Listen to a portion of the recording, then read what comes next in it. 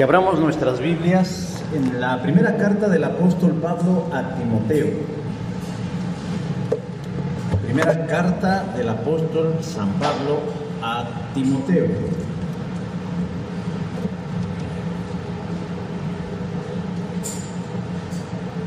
Primera carta de Timoteo, capítulo número 4.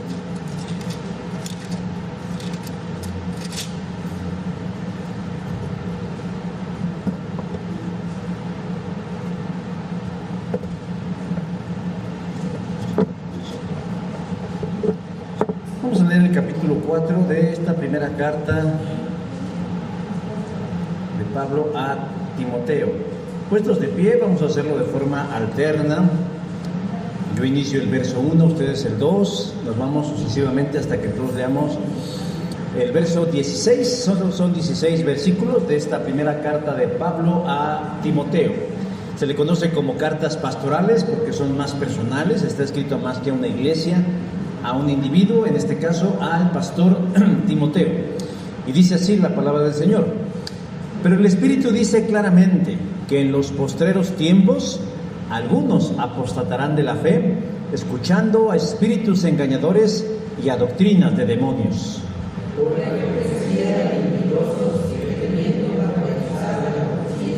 Prohibirán casarse y mandarán abstenerse de alimentos que Dios creó para que con acción de gracia participen de ellos los creyentes y los que han conocido la verdad.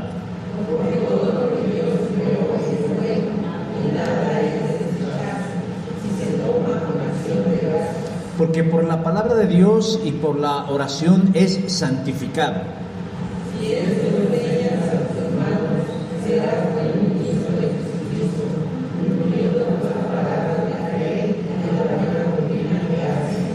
Desecha las fábulas profanas y de viejas, ejercítate para la piedad.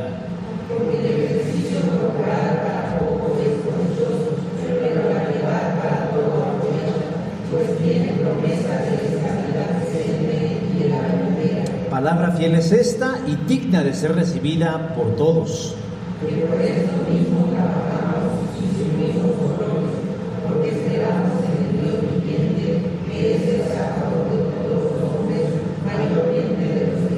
Esto manda y enseña.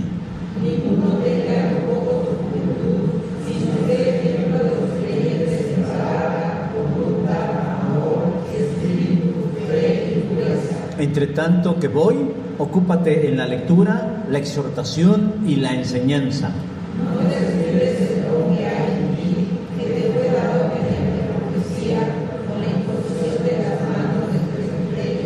Ocúpate en estas cosas, permanece en ellas para que tu aprovechamiento sea manifiesto a todos. Todos, ten cuidado de ti mismo y de la doctrina, persiste en ellos, pues haciendo esto te salvarás a ti mismo y a los que te oyeren.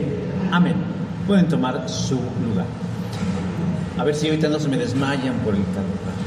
Espero que hayan tomado suficiente agüita para que no se nos vayan a derretir. Bueno, un día salieron a pasear juntitas, la verdad y la mentira. Y en medio de su paseo llegaron a un lago cristalino, fresco, que invitaba a darse un chapuzón. La mentira, sin mediar palabra, se despojó de la ropa que llevaba y se aventó al agua. Y ya dentro del agua le dijo a la verdad: verdad, ven, el agua está fresca, sabrosa, deliciosa. Pero la verdad, que era muy exclusivista, se negó. Pero la mentira no descansó en insistirle a la verdad que se echara un chapuzón en el agua. Pero la verdad no le creía. Tanta fue la impertinencia que la verdad terminó cediendo y, quitándose su ropita, se arrojó también al agua. Ya dentro del agua comprobó que por primera vez la mentira había dicho la verdad. Estaba fresca, riquísima. Bueno, mojada estaba el agua. En eso estaba, la verdad, disfrutando, echándose sus gorgoritos, que no se percató que sigilosamente la mentira se salió del agua. Tomó la ropa de la verdad y patitas, ¿pa' qué las quiero? Salió huyendo. La verdad no tardó en darse cuenta y así, desnuda, se fue corriendo tras la mentira para que le devolviera su ropa. De tanto correr llegaron al poblado más cercano. Para esto la mentira ya se había vestido con la ropa de la verdad y se entremezcló entre la gente con la mayor de las naturalidades y la gente no reparó en ella. Pero la verdad que iba desnuda, la gente comenzó a mirarla con desagrado. ¿Qué nos enseña esta fábula?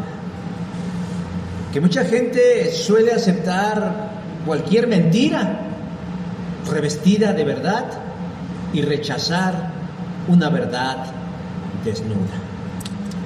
Cuando llegamos a Cristo, nos damos cuenta de que hemos estado viviendo en una mentira y que estar en Cristo implica vivir en la verdad.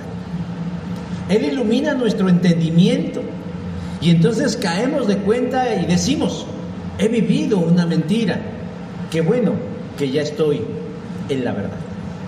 Pero conocer a Cristo es solo el primer paso de una nueva vida, porque como seres limitados que somos, debemos llevar a cabo un proceso para que la verdad se encarne en nuestras vidas y seamos partícipe de esta.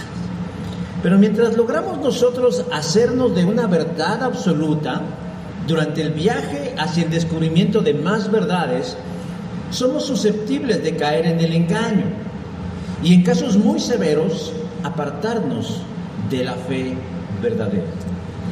Por eso es importante que cada creyente se involucre en un proceso de aprendizaje o de enseñanza, ya sea que unos reciban y otros otorguen el conocimiento, con la finalidad de mantenernos en el camino correcto.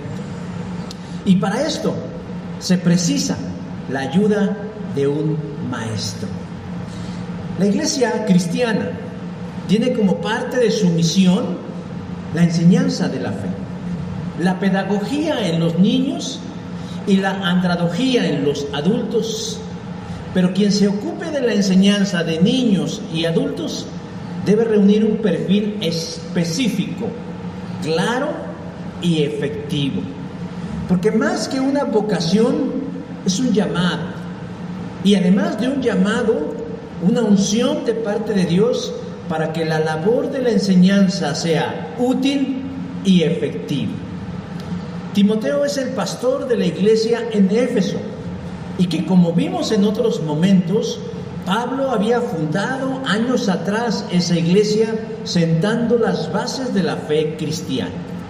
Y es el mismo Pablo quien le escribe a Timoteo para darle instrucciones de cómo desarrollar un ministerio de enseñanza efectivo en la iglesia. Pero claro, esas instrucciones no fueron de a gratis, sino que obedecen a una situación, a un problema que está viviendo la iglesia, como si en la iglesia no hubiera problemas. Pablo alude a una revelación de parte del Espíritu Santo, que no sabemos si fue personal, es decir, dada a él, o está refiriéndose a una revelación dada a otros. Pero Pablo dice en el primer texto, pero el Espíritu dice claramente. ¿Qué dice el Espíritu claramente? Que en los últimos tiempos algunos renunciarán de la fe, versículo 1. Y ya en otro momento hemos hablado acerca de la apostasía, es decir, de la renuncia de la fe. Y hemos visto cómo se da ese proceso y quiénes son los que renuncian a la fe. No son los incrédulos, sino los creyentes que en algún momento de su andar se extravían del camino y terminan renunciando a ellas. Pero Pablo da aquí dos razones por las que la gente puede renunciar a Cristo. Primera, escuchando a espíritus engañadores, y a doctrinas de demonios. No debemos caer en la espiritualización de todas las cosas.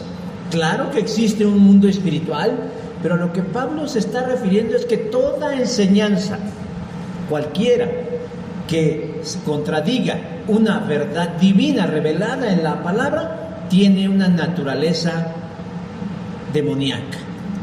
Lo grave del asunto, hermanos, es que quienes son engañados escuchando a espíritus engañadores y doctrinas de demonios, se convencen de tal manera de esas mentiras que creen que están viviendo en la verdad. Y sin darse cuenta se convierten en instrumentos del error. Tienen tan entenebrecido su mente y su corazón que creen que están sirviendo al Señor. Gente hipócrita y mentirosa, cuya conciencia está marcada por el hierro de sus malas acciones. Versículo 2 de la Biblia de las Américas. Y en eso radica el éxito de la mentira, hermanos. En la historia que leí al principio, la mentira se disfraza de algunos elementos de verdad y es capaz de engañar a cualquiera, menos a aquel que está dispuesto a creer en una verdad por cruda que ésta sea. En Éfeso está sucediendo eso. La gente está llegando y hay personas que están recibiendo falsas enseñanzas. Por eso es preciso que en el marco de estos días donde reconocimos a los maestros, la Iglesia refrende su compromiso de tener profesores aptos, no solo dispuestos, sino capaces en el Señor de desempeñar la labor de guiar al pueblo por la verdad verdadera. Pues lo que está en juego no es simplemente una cuestión de contenidos y reconocimientos, sino las almas de las personas que han confiado en el Señor para salvación. A veces el engaño puede ser tan sutil, puede ser tan subliminal, pero con el tiempo alejarnos del verdadero propósito de Dios. Pero vamos al pasaje y vamos a descubrir y describir 3 elementos que todo maestro de la Biblia debe procurar en su ministerio y que ustedes como alumnos deben esperar de alguien que les enseñe la Escritura. Por eso vamos a ver estas 3 características. La primera de ellas la encontramos en el verso 6. Todo buen maestro de la Escritura está comprometido con la verdad. Versículo 6. Si enseñas la verdad a los miembros de la iglesia, serás un buen servidor de Jesucristo. Estoy leyendo la traducción en lenguaje actual. Como dije, en la iglesia de Éfeso están pasando cosas. Algunos de sus integrantes han aprendido cosas bastante raras que difieren de lo que Pablo enseñó cuando plantó la iglesia y que como pastor Timoteo ha venido enseñando. Ya en otro momento hablé sobre la iglesia de Éfeso, donde dije que la mayoría de sus congregantes al principio fueron judíos, pero conforme fue creciendo la población gentil, avasalló en su asistencia. Y había un conflicto entre judíos convertidos y gentiles cristianos, porque los judíos les pedían a los gentiles que guardaran ciertas prácticas del judaísmo para salvaguardar su salvación. No obstante, a lo que está refiriéndose Pablo aquí es distinto. Están llegando enseñanzas de otras índoles que están buscando dañar a la iglesia. ¿Cuáles son? Versículo 3. Enseñanzas donde dice: prohibirán casarse y mandarán de abstenerse de alimentos. Eso no es judaísmo, eso no es cristianismo, eso no es otra cosa más que algo que se conoce como ascetismo. ¿Qué es el ascetismo? Es una doctrina filosófica que consiste en abstenernos de ciertos placeres físicos de la vida en el afán de purificar el espíritu y la carne para acceder a dimensiones espirituales superiores. Esta manera de pensar y esta manera de actuar nació en la antigua Grecia y se ha difundido en muchas culturas, incluyendo la judía, y en este instante pretendiendo incluirse en la fe cristiana. Los esenios, que formaban parte de este grupo selecto de judíos, fueron influidos por el ascetismo. Pero ahora la iglesia del primer siglo está infectada, está en riesgo de ser infectada con esta enseñanza errada. Abstenerse del matrimonio y abstenerse de consumir ciertos alimentos. Ahora, si bien es cierto que como pueblo de Dios debemos ser distintos a las demás naciones, en ninguna parte de la revelación Dios nos pide que seamos ascéticos, es decir, que nos abstengamos de ciertas cosas que pueden ser para nuestro bien. Por eso Pablo instruye a Timoteo y dice: Dios creó todo alimento para que nosotros lo comamos y les demos gracias por ellos, versículo 3. Es decir, Pablo le está haciendo un contraste. En tu iglesia están diciendo que hay cosas que no pueden comer y hay relaciones que no pueden establecer. Pues déjame decirte que la verdad de la verdad es que Dios creó todos los alimentos para que nosotros comamos de ellos y se lo agradezcamos. Así que si usted tenía algún tipo de prejuicios y algún tipo de alimento, que sea porque su paladar no lo saborea, pero no porque Dios se lo haya prohibido. No culpe a Dios de que no le gusten ciertos alimentos como las verduras. No diga, no, es que Dios prohibió comer brócoli. No, en ninguna parte dice eso. Y sigue diciendo, verso 3, los creó para todos los que confiamos en Él y conocemos la verdad. Es decir, nosotros podemos consumir todo tipo de alimento. En otro contexto, en otra carta, en otro momento, Pablo dice que nosotros no somos más ni menos creyentes por las cosas que comemos. Y eso podríamos extrapolarlo a un montón de otras cosas que los ascéticos nos dicen que no debemos de hacer. Por ejemplo, no vayan a la playa. ¿Quién dice que no vayamos a la playa? Dios creó la playa para que nosotros la disfrutemos y le demos gracias por ellos. Esa es la verdad. Y Pablo le compara la verdad revelada con la mentira. ¿Cuál es la verdad? Que los creyentes en Éfeso podían comer de todo dándole gracias a Dios. ¿Y cuál era la mentira? Que un creyente no puede comer de ciertos alimentos porque se contamina. Pero si nosotros vamos al libro de los Hechos, capítulo 10, verso 15, el apóstol Pedro tiene un encuentro con Dios que echa por tierra eso de los alimentos sagrados y de los alimentos profanos, cuando hace descender del cielo una manta conteniendo a todo tipo de animales, y Dios le dice, mata y come, y entre ellos venían los cuches, es decir, los puerquitos, ¿no? ¿Y qué dijo Pedro? Con todo prejuicio, no, Señor, yo no puedo comer de esos alimentos, de esos animales, porque me contamino. Pero el Señor le dijo, no te hagas de la boca chiquita o de la chica bocota, porque realmente, mi estimado, todo lo he santificado. Yo he santificado los alimentos. Y si oras por ellos, más santificados. Por eso Pablo le dice a Timoteo, si esto enseñas a los hermanos, y la otra versión dice, si enseñas la verdad a los hermanos, serás un buen ministro de Jesucristo. Un ministro de Jesucristo tiene que enseñar la verdad revelada en su escritura. Y yo sé que muchos de pronto pueden decir, pues, ¿qué es la verdad? E igual que Poncio Pilatos cuando dijo, ¿qué es la verdad? Juan 18:38.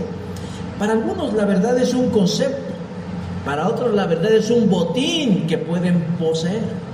Pero la Escritura nos dice que la verdad es una persona. Yo soy el camino, yo soy la verdad y yo soy la vida. Juan 14:6. Luego entonces, quien conoce a Cristo, conoce el camino.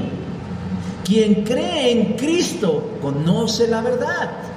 Y quien anda en Cristo, tiene la vida. Ahora, si queremos desespiritualizar los conceptos, diríamos, bueno, la verdad es la descripción de la realidad, lo que debe ser, sin interpretaciones, prejuicios o tendencias. En términos prácticos, ¿cómo puede un creyente conocer la verdad? Pablo nos dice, un servidor alimentado con las palabras de la fe y de las buenas enseñanzas que ha seguido. Timoteo era alguien que andaba en la verdad. ¿Por qué? Porque se había alimentado de la palabra de fe y había guardado las enseñanzas que había aprendido. Versículo 6. Timoteo era un tipo con disciplina, y una de las disciplinas o hábitos que Timoteo tenía era que era un amante de la verdad revelada en la Escritura. Él era un amante de la verdad revelada en la Escritura. Ahora, aquí hay algo, hermanos, que a nosotros nos juega en contra. Porque, ¿qué creen? Que en el tiempo de Pablo y Timoteo no tenían la verdad revelada, escrita en su totalidad. Esta carta que estamos leyendo fue escrita entre el año 60 o 63 después de Cristo. Y el incipiente cristianismo que había no tenía la Escritura como nosotros. Por eso yo no me canso en decirles que son una generación de privilegios. Tenían solo una parte, las Escrituras hebreas, el Tanaj, el Antiguo Testamento, o la Septuaginta, que era la traducción del Tanaj al griego. Pero además de que existía, era muy difícil que alguien pudiera tener un ejemplar de la Escritura, porque si recordamos no eran libros como estos, eran rollos que medían varios metros, de tal manera que una familia común de creyentes no podía acceder a un ejemplar de la Escritura. Entonces, desventaja total. No tenían todos los textos completos. Segunda, era muy difícil tener un ejemplar de la Biblia. Tal vez podían ir a una sinagoga y consultar algunas cosas acerca de la revelación dada por Dios. Se dice por ahí que en ese tiempo era probable que algunas porciones del Nuevo Testamento, algún evangelio, alguna carta de Pablo, ya circulaban por aquellos lugares, pero no tenían escrituras. Pese a eso, Timoteo era un amante de la verdad, con las palabras de la fe. Lo poco que podían llegar a tener escrito, él lo consumía. Pero la gran mayoría de la enseñanza que recibían era a través de la tradición oral. Es decir, lo que se decía de boca en boca, lo que los maestros, los apóstoles y luego los discípulos de los apóstoles enseñaban a la iglesia. Y eso, hermanos, era una bendición, escucharlo de los testigos de primera mano, pero a la vez era un riesgo, porque pues qué tal si se equivocaba a la hora de transmitir la enseñanza. Pero como sea, ellos eran amantes de la verdad. Durante la pandemia, hermanos, que todos la vivimos de diferentes maneras, aunque con el mismo miedo, se dieron fenómenos muy interesantes. Y uno de ellos se volvió perjudicial para la iglesia en general. Porque si bien es cierto, la gran mayoría de las iglesias hizo uso de las plataformas de streaming para transmitir sus cultos o su enseñanza, llegó un momento que la gente se cansó de verlos. Y dijo, no, si de por sí no aguanto al pastor en persona, luego con el calorón que está haciendo, con su tono de voz tan aburrido, y ahora me lo tengo que chutar en la tele de mi casa, en mi celular, gastándome mis datos o pagando el internet para eso. No. Y entonces se dio este fenómeno, hermanos, que la gente se volcó a buscar canales en esas redes para encontrar predicadores carismáticos con suficiente labia y retórica que les gustara y les agradara, sin preguntarse si lo que enseñaban era verdadero o si estaba basado en las Escrituras. Y así, hermanos, se podían encontrar buenos predicadores, pero también unos extraviados propagadores de mentiras disfrazadas de verdad. ¿Y saben qué pasó, mis hermanos? Que muchos terminaron abandonando sus iglesias, terminaron abandonando a sus pastores, empezaron a idolatrar a estos personajes, cuando esos personajes, esa grey que los sigue, no les importa un pepino. Pero si Timoteo y los primeros cristianos pudieron mantenerse en la verdad pese a que no tenían la revelación escrita, nosotros tenemos mayor privilegio y responsabilidad porque sí la tenemos. Lo que tenemos es un problema muy grande de ego. Es tan grande nuestra egolatría que no lo alcanzamos a ver. No nos gusta que otros nos digan que estamos mal, que tenemos que cambiar o que hay que corregir. Solamente queremos que nos digan cosas que nos acaricie el ego. Por eso, Pablo le dice que si enseña esas cosas será un buen ministro de Jesucristo. Y luego le dice, no hagas caso de cuentos mundanos o tontos. Aquí la versión Reina Valera dice, desecha las fábulas profanas y de viejas. Hay muchos cuentos, hermanos, difundidos y arraigados en la fe cristiana que los creen que ya son verdad de Dios. Solo les voy a poner uno de los muchos ejemplos que el evangelicalismo cree como verdad, pero es una mentira disfrazada de verdad. Hace algunas semanas yo les hablé de esta idea del pecado original y les dije que era un invento de San Agustín en el siglo V. Ellos dicen, o San Agustín dijo, que el ser humano nace pecador, pero no solo nace pecador, sino condenado de antemano por la causa de Adán, y a eso él le llamó pecado original.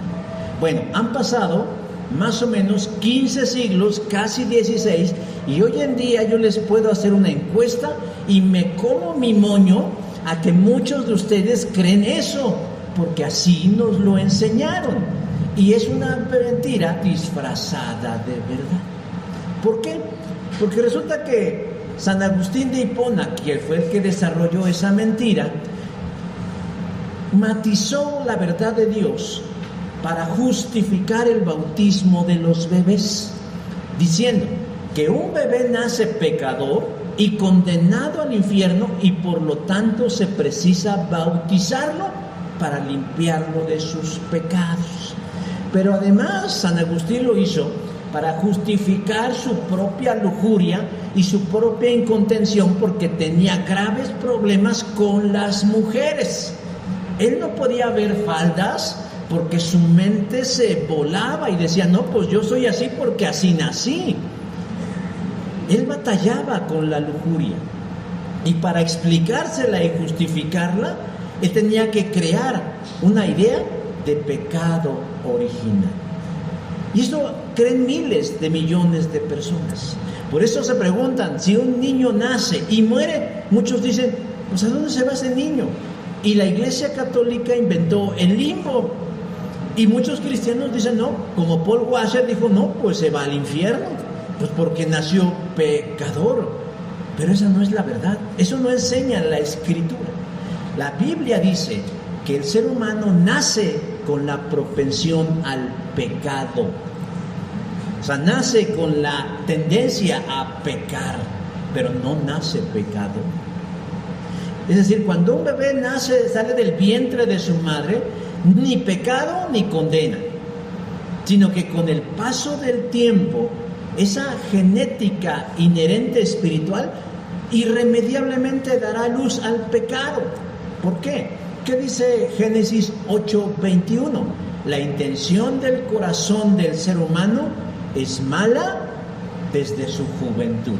No dice desde su nacimiento, no dice desde su concepción, dice la intención del corazón del ser humano es mala desde su juventud.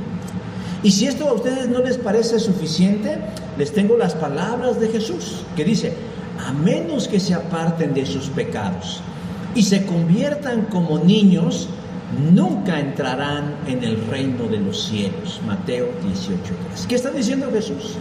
Que un niño, por ser niño, no tiene pecado y entra en el reino de los cielos. Por eso nos insta y nos exhorta a convertirnos como niños para que podamos entrar en el reino de los cielos. Y yo prefiero creerle a Jesús que a San Agustín.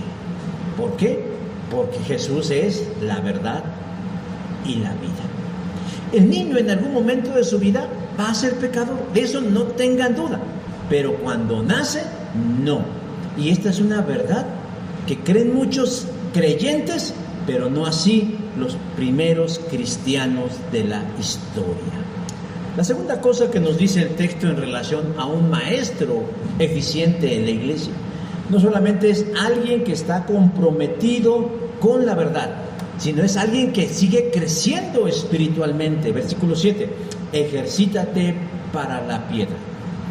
Timoteo vive en la verdad, conoce la verdad, pero como dice el refrán, no puede dormirse en sus laureles, como dice el dicho, porque no será la última vez que como maestro se enfrentará para contrarrestar el error a los espíritus engañadores y a las doctrinas de demonios. Son gajes del oficio. Por eso Pablo le exhorta a seguir creciendo. Así se lee en el Nuevo Testamento, Nueva Vida, que dice: crece en la vida cristiana, versículo 7. El ejercítate para la piedad es en dicho en este Nuevo Testamento, crece para la vida cristiana. Pablo, Jesús y varios escritores del Nuevo Testamento utilizan la alegoría para su enseñanza. Y aquí Pablo utiliza una imagen conocida dentro de la cultura griega para que pueda entender claramente la enseñanza. Y es el ejercicio físico. Ejercítate. Aunque en realidad la palabra dice ejercítate en la gimnasia, porque era el deporte o la actividad física por excelencia en esa región del mundo. Él está diciendo que se ejercite. Y contrario a lo que algunos dicen, no, la Biblia dice que no hagamos ejercicio, porque aquí dice que debes ejercitarte para la piedad y no para el cuerpo. No, Pablo no está diciendo eso. Pablo está diciendo que el ejercicio físico tiene bondades, virtudes y ventajas, así que hagan ejercicio. Pero deben darle preeminencia al ejercicio espiritual. Deben darle preeminencia, prioridad al ejercicio espiritual. Parece ser que Timoteo era practicante de la gimnasia. Parece ser que por el contexto histórico y por las evidencias que existen, Timoteo era de ellos que desarrollaba actividades físicas con la idea de cuidar su salud física y mental. Amén de desarrollar una belleza física. Pero Pablo, más que censurarlo, le dice: está bien, Timoteo, que tengas cuerpazo, que tengas salud, pero sobre todas las cosas, fortalece tu vida espiritual. Y dice: es verdad que el ejercicio físico ayuda a que el cuerpo esté sano, pero ejercítate mayormente para la piedad. ¿Por qué? Porque la piedad, versículo 8, para todo aprovecha. ¿Qué es la piedad, hermanos? La palabra de la que traducen piedad es Eusebia. Así que si conocen a un Eusebio, a una Eusebia, el significado de su palabra es piedad. ¿Y qué significa o qué implica la piedad? Tener un carácter semejante al de Dios, ser alguien consagrado delante de Dios. Eso significa ser una persona piadosa, ser alguien que los demás digan: yo veo a Dios en tu vida, en lo que piensas, en lo que dices, cómo te comportas y en todos los asuntos de tu vida. Más adelante se lo dice, versículo 12: sea ejemplo en palabra, conducta, amor, espíritu, fe y pureza. Alguna vez un hermano dijo, no, pues nos la pone difícil el Señor. Pues ¿cómo vamos a hacer eso? Pero yo estoy convencido, hermanos, que Dios no nos va a poner cosas que no podamos hacer. Y no nos está pidiendo nada que no podamos hacer. Simplemente dice, sé ejemplo. Para ser ejemplo de esto, hermanos, pues hay que trabajarle, hay que machetearle. La disciplina y el resultado de la disciplina no se da de la noche a la mañana. La vida cristiana no es una carrera de velocidad, a ver quién llega primero. Cuando yo he tenido la oportunidad de participar en carreras, yo me doy cuenta, sobre todo la gente joven, y no quiero juvenear a nadie, pero mayormente la gente joven, en cuanto dan el pitazo salen, pero sí como chinampinas, así, a todo lo que da, corren y corren y corren, y claro, los más ancianos, pues ahí vamos, ¿verdad?, echando ahí la polilla en el camino, pero hemos aprendido algo, que debes aprender a administrar tus fuerzas, porque a los 3-4 kilómetros te encuentras a esos jóvenes con la lengua de corbata arrastrando la cobija porque ya lo dieron todo. La vida cristiana no es una carrera de velocidad a ver quién llega primero, sino un maratón de 42 kilómetros de resistencia. Es muy probable que Timoteo a lo largo de su carrera cristiana haya tenido muchos logros espirituales. Y en cierta forma se debió a su temperamento disciplinado, que había forjado mediante la gimnasia, el ejercicio físico, pero también mediante la disciplina en su fe en Cristo. El crecimiento de Timoteo nunca fue resultado de un toque mágico. Ahí vamos a orar porque el Señor le dé las respuestas a todas las preguntas que le hagan los hermanos. No, sino del esfuerzo, del trabajo, de la perseverancia y del sacrificio. Si algún día nosotros queremos llegar a tener una vida por lo menos un poco parecida a algún personaje prominente de la Escritura, pues tenemos que desarrollar esa disciplina, con la visión de que el Señor la va a completar hasta el día que vuelva o Él me lleve con Él. Pero yo he visto muchos problemas en la iglesia, y me refiero no a esta iglesia, sino estoy hablando en general en las iglesias evangélicas, que lamentablemente es muy frecuente. ¿Y saben cuál es? Que ponen a neófitos, a nuevos, al frente de alguna responsabilidad en la iglesia. ¿Bajo qué criterio? Es que tiene ganas, es que tiene entusiasmo, es que queremos que se integre, queremos que sea parte, pero nunca nos preguntamos cuáles son sus credenciales, cuál es su experiencia. Bueno, yo creo que hasta en el trabajo más humilde y modesto, alguien nos preguntaría, ¿ya ha trabajado antes en esto? Y no es una ofensa, simplemente es yo quiero saber a quién voy a contratar. Pero sucede mucho en la iglesia bajo este espíritu de integración, poner a los neófitos frente a una gran responsabilidad. ¿Y saben qué trae eso? Perjuicio para la obra de Dios.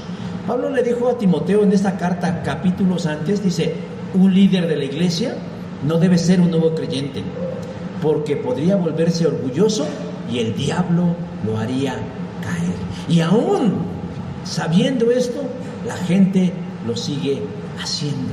Es que habla bien bonito, es que tiene harta labia, harta saliva, tiene disposición, tiene tiempo libre. Pero además, si ese alguien es alguien famoso, inmediatamente ustedes lo verán en un púlpito. Hace algunos meses, con bombo y platillo en los círculos evangélicos dijeron, Daddy Yankee recibió a Cristo. Bueno, pues qué bueno por él, ¿verdad? Ya lo veremos en el cielo, espero que ahí no cante. Pero Daddy Yankee ya es cristiano. Ah, bueno, pues ya. Y en unas pocas semanas ya lo tenían en el púlpito de una iglesia enseñando al Señor. ¿Qué puede enseñar Daddy Yankee acerca de la Escritura? ¿Cuáles son sus credenciales académicas o de vida en Cristo como para que se pare en un lugar a enseñarle al pueblo? Ah, pero es que era cantante famoso y eso va a hacer que mucha gente venga. Yo no sé si ustedes han tenido la oportunidad de escuchar a Yuri cantar. Canta precioso, tiene una voz privilegiada, pero la han escuchado enseñar, las barbaridades que dice esa mujer, por no decir burradas que dice esa mujer, porque una cosa es cantar y tener presencia y dominio del escenario, y una cosa muy distinta, hermanos, es saber y conocer por lo menos el A, B y C acerca de la vida cristiana. Y muchos se quedan en eso. Pero contrario a la buena voluntad, hermanos, yo prefiero creerle a la Escritura que a alguien bien intencionado que quiera servir. Es mejor poner gente piadosa. Y la gente piadosa no es aquella que habla de una manera, es aquella que tiene una vida que respalda lo que dice, porque tiene promesa de esta vida presente y de la venidera. Ser una mujer piadosa o ser un hombre piadoso tiene sus bondades.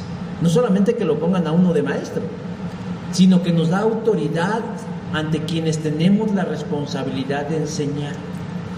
Ya sea porque Dios nos da una autoridad divina, pero también una de experiencia de vida que nos da respuesta para contestar las inquietudes que las almas tienen. Quien crece espiritualmente tiene una calidad de vida distinta a quien no lo hace. Bueno, usted se sorprendería cómo muchos creyentes viven la fe en la iglesia. ¿Cómo la viven? En pleitos, conflictos, en pecados ocultos, tranzas y en derrota. Y no porque no sepan o porque no crean en Dios, sino simplemente porque no se han ejercitado en la piedad, no se han ejercitado en las disciplinas de la fe. Creen que ser cristiano es poner un automático y dejarse ir como gordito en tobogán. No, la vida cristiana es trabajo, es esfuerzo, es sacrificio, a veces es dolor, pero el resultado es el que vale la pena. Pero ¿por qué dice también para la vida venidera? Bueno, ya lo he dicho en otras ocasiones. Si las obras no fuesen importantes para la justificación final, Jesús no las hubiera mencionado en su enseñanza. Pero ¿qué dice la parábola de los talentos? Una vez que los que respondieron adecuadamente, les dice: buen siervo fiel, sobre poco has sido fiel, sobre mucho te pondré. ¿Qué hicieron aquellos que recibieron esas palabras del Señor Jesús? Pues trabajaron, se esforzaron, se sacrificaron con el don o los talentos que el Señor le había dado y los multiplicaron. ¿Y qué hizo con el que no hizo nada? Siervo malo. Hasta inclusive dice que lo echaron delante de la presencia del Señor, ¿no? Desde la parábola. Muchos descansan su eternidad en la sola fide, pero yo espero que no se lleven una desagradable sorpresa cuando allá su fe muerta no les sirva para que el Señor de menos les diga: bienvenido al gozo de tu Señor. Así que de tal forma, hermanos, siempre es importante seguir aprendiendo, seguir descubriendo cosas y seguir leyendo la Biblia con la misma expectativa. Y no me voy a echar flores, pero yo he tenido la oportunidad de leer la Escritura varias veces. Ya lo he leído en 3 versiones distintas también y sigo aprendiendo. Un legado de la Reforma Protestante es la frase: iglesia reformada, siempre reformada. Algunos creen que la frase significa que la iglesia debe ser cambiante. No, eso no significa la frase. La frase significa que la iglesia no es estática, sino que siempre está en movimiento, nunca estática o estancada. Y en la enseñanza, la iglesia siempre debe estar en movimiento.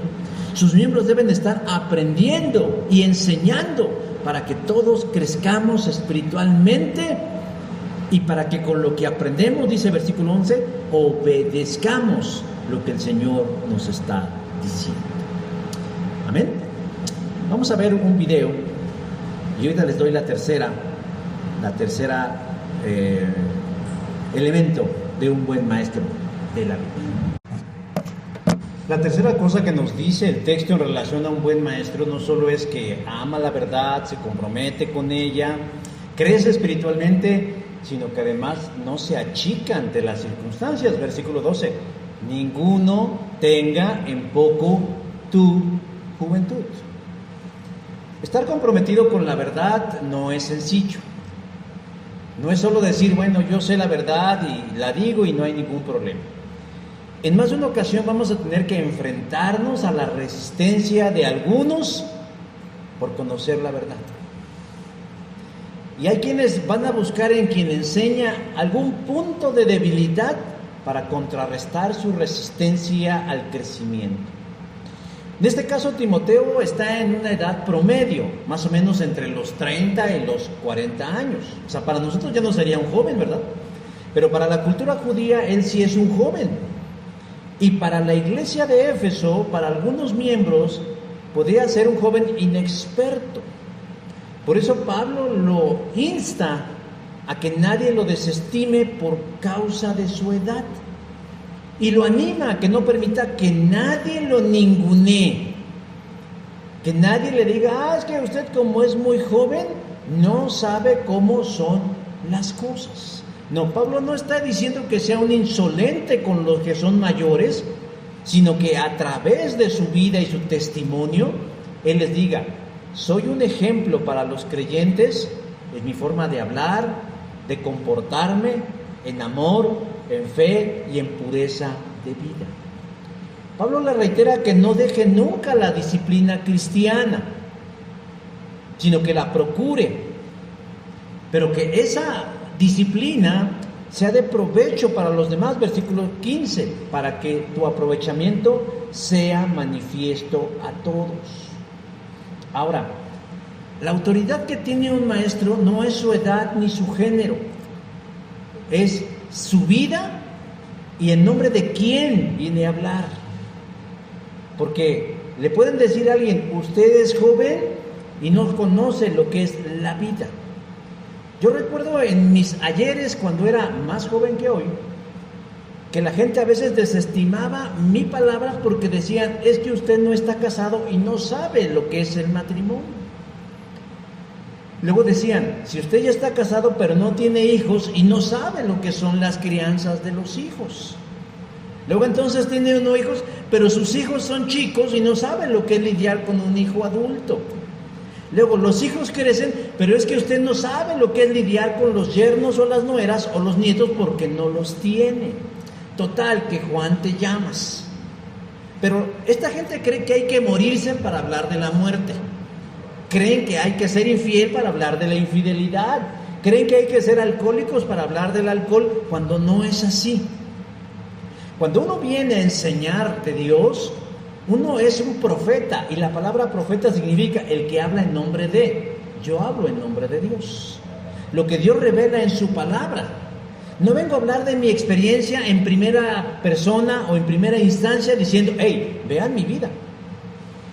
Ustedes vean mi vida y síganme a mí, porque eso sería arrogante y totalmente contrario.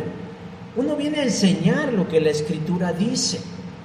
Si el testimonio de uno puede servir para reforzar o para perfilar o para ilustrar, simplemente es eso. Durante muchos años, por lo menos los primeros años de mi andar en Cristo, en esta iglesia, mucha gente se refería a mí como Gerardo. Claro, así me llamo, ¿verdad? Tampoco voy a negar mi nombre.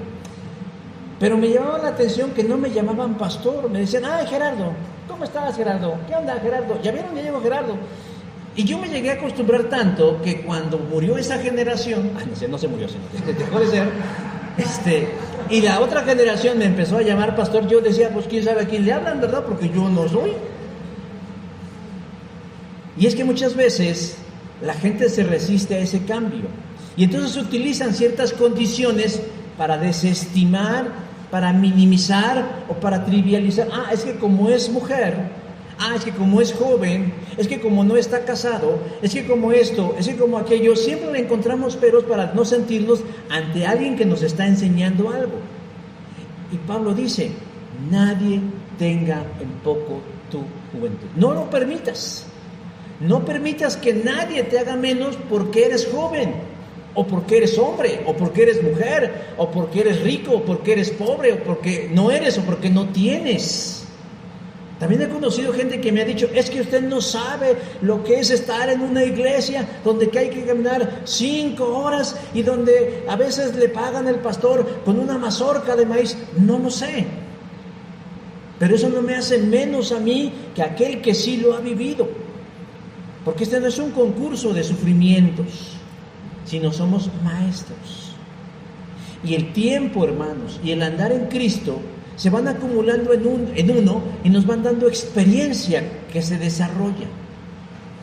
Y que bajo la unción del mismo espíritu de servir, seguimos enseñando. No es fácil batallar con el estigma que algunos le ponen, que unos le ponen a uno, y que a veces no lo toman a uno en serio. Y a veces tienen que andarles pidiendo disculpas por enseñarles la verdad. Y Pablo dice, nadie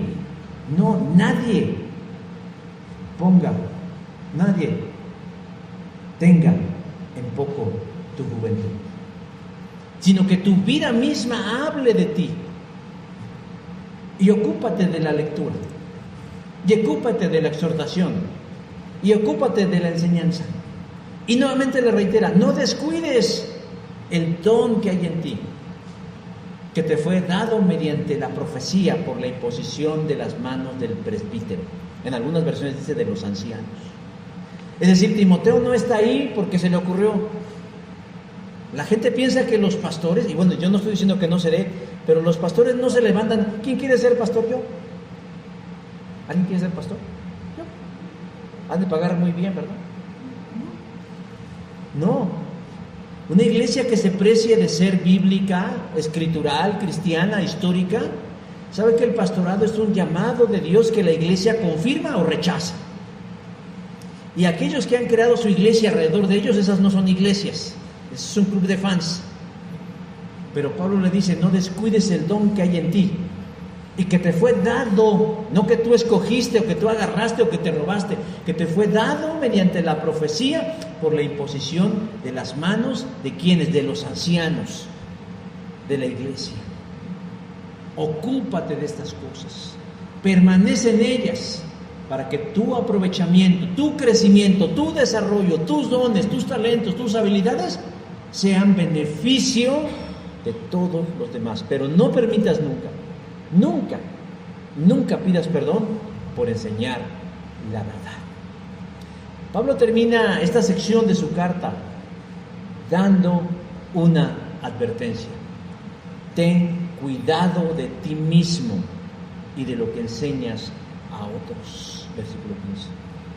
Lo cual nos habla de lo relevante que es la enseñanza en la iglesia. Por eso no podemos poner a cualquiera o al primero que se atraviesa por la puerta diciendo yo quiero enseñar, porque debe ser con mucho cuidado de uno mismo y de los demás.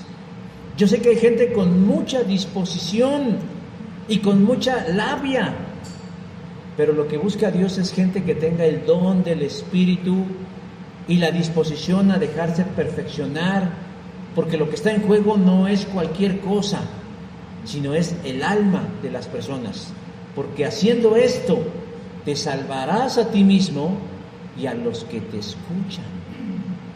Otra muestra más de que la salvación no es un cheque en blanco, sino un campo de cultivo que hay que labrar mediante la enseñanza bíblica para que dé un fruto que es la evidencia de Dios en nuestras vidas. Si de algo vamos a sentirnos contentos cuando terminemos nuestro andar en esta vida, es de decir, Señor, mi vida le sirvió a alguien en el plano de la enseñanza, y con eso nos damos por bien servidos. Amén.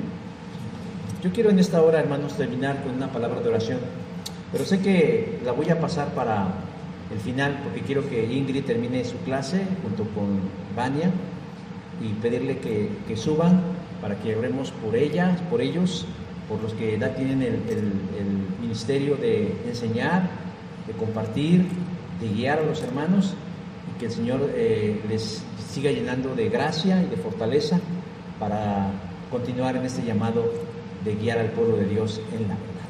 Pero vamos a hacer una oración para terminar esta parte y seguimos con nuestro programa.